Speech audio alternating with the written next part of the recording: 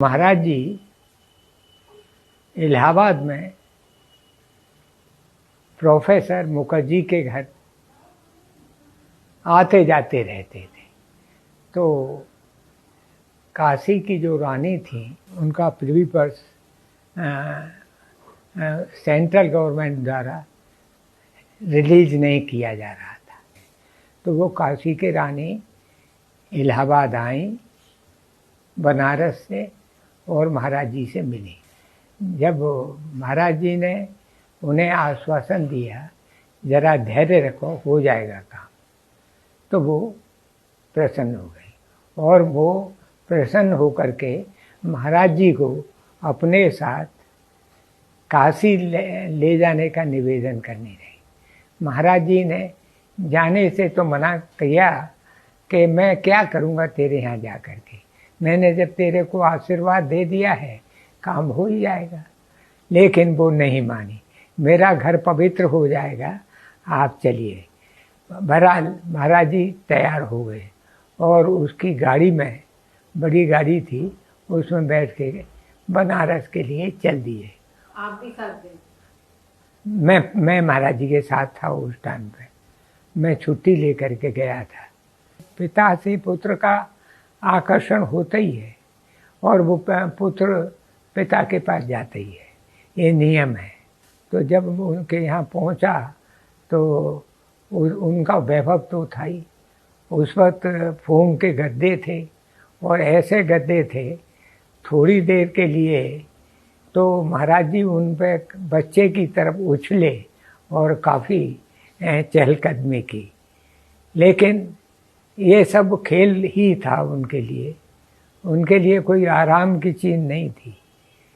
लेकिन हुआ क्या, जैसे ही वहाँ पहुँचे एक खबर आई कि उनका प्रिवी पर्स चालू हो गया है और रानी को सूचना आ गई है। उसने महाराज जी को बताया तो महाराज जी ने कहा चलो तेरा काम हो गया। तो कहा कि अब मैं तेरे यहाँ से जाता हूँ। तो वो बोले नहीं महाराज, आज रात तो तुम यहीं रहोगे। लेकिन महाराज जी एक जगह ठहरते नहीं थे, मना भी किसी को नहीं करते थे, लेकिन वो चल दिया करते थे। और ऐसा जब भी कोई कहता था तो रमता जोगी बहता पानी, वो उसी रात को उसके चौकीदार लगे हुए थे तो तुरंत चल दिए। उनकी सारी व्यवस्थाएं अपने आप हो जाती थी। दैव योग ऐसा था कि जैसे ही दरवाजे पर आए वहाँ पर एक रिक्शा खड़ा हुआ था, साइकिल रिक्शा। तो साइकिल रिक्शा में बैठ गए। वो काफ़ी भरकम शरीर था। तो मैं कोशिश करता था नीचे बैठने की, तो उनको खेल क्या करते हो, बैठ जाओ यहीं, डांट के कहते थे। तो फिर गलियों में घूमते और छोटी छोटी गलियों में होकर के एक घर पे पहुँचे। 12 बज चुके थे और वो जैसे ही खटखटाया वो आ गया, दरवाज़ा खुला। और दरवाज़ा खुला, जैसे ही खुला, महाराज जी के आने की खुशी उन सब के चेहरों पर देखने लायक थी। और हम जब अंदर गए तो मालूम हुआ उस घर का जो मुखिया था, मालिक था, वो बीमार पड़ा हुआ था और उसके लिए वो प्रतीक्षा कर रहे थे, आज महाराज जी आ जाएं तो ये ठीक हो जाएंगे। तो उनका जो मनोरथ था वो पूरा हो गया। महाराज जी उसके पास गए, उसके हाथ को पकड़ा, सर पे हाथ रखा और कहा कि ठीक हो जाएगा, परेशान मत हो। उन्होंने कहा कि अब हम जा रहे हैं, लेकिन उनके हमने खाना बनाएंगे, भोजन करने के बाद ही जाने देंगे। तो उन्होंने कहा रात के 12 बजे कोई भोजन बनता है, तुम तो पागल हो रहे हो, तुम्हारे यहाँ एक रोटी रखी हुई है, ले आओ। तो वो कह के हमारे यहाँ नहीं है, जाके देखो।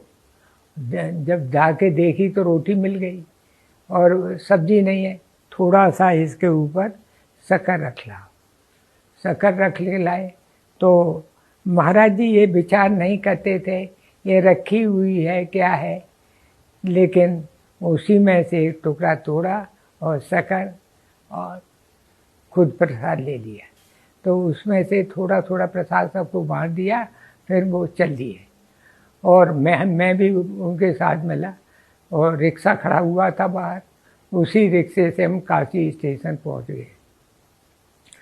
कहाँ रानी के महल में, मैंने सोचा कहाँ रानी के महल में एसी लगे हुए थे और गद्दे थे फोम के, बड़े आराम से रात कट जाती, और महाराज जी हमको यहाँ तपती हुई प्लेटफॉर्म पर ले आए। ये विचार आया तो हम बोलते नहीं थे, जो महाराज जी कहते थे सुनते रहते थे, कभी उनकी बात को काटते नहीं थे, अपना विचार प्रकट नहीं करते थे, पूरी तरह समर्पित भाव से रहते थे।